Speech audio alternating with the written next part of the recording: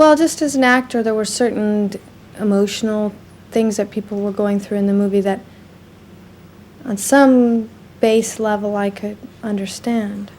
You know, there's just this little small clump of human emotions. There's jealousy, envy, you know, pride, whatever they are.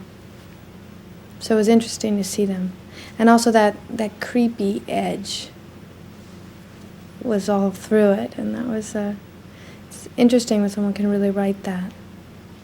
That's like a different dimension. In Picasso's day, people just didn't understand what he was doing there.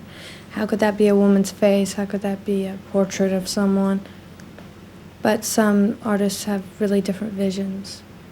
And, you know, this is the medium that they paint.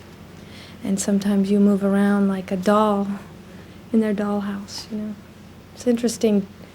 When you work on a David Lynch movie, you are in his world, and you're trying to understand his image, his vision, and I don't always get it, but I know whatever it is, it's interesting and it's important. When I would talk to David about the differences between these women, you know, he has very distinct feelings about who they are, so I thought, well, I could play one very different than the other one. And that could be really exciting as an actor, to really change the vocal quality of each and change all these, the way they spoke, the way they moved themselves. But he kept saying to me, they are the same person. They are the same person.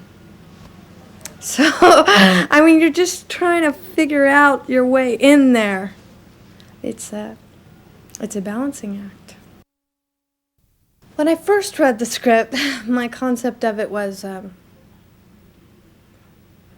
jealousy can overwhelm a person, and I think that Fred's character is incredibly jealous. Although he's a man of the 20th century and, in a way, a hip man on the street, and he knows what's happening in the world.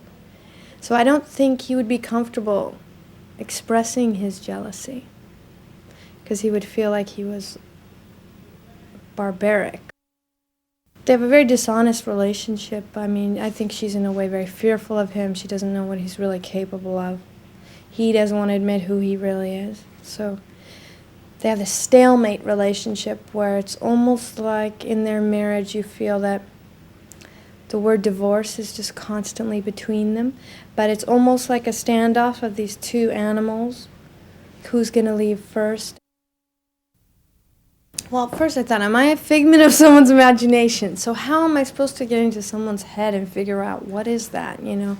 Because you already have a boundary. You already have a line of demarcation because there's a man writer, a man director. So what is a man's idea of a woman?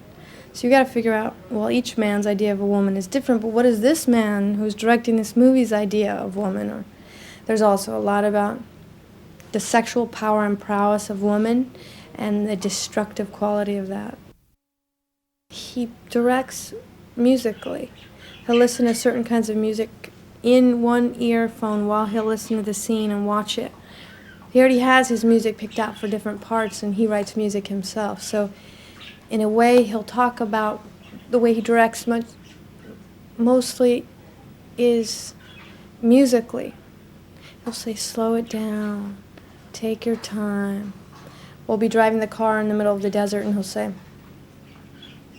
you know, I guess you should go about, 50. You'll know when you click into that place that feels right. And you do when you hit that, because the speedometer doesn't work or whatever, and you do feel when it's the right place. It's just hard to find that metronome, what beat it's ticking at, because it's very specific for him.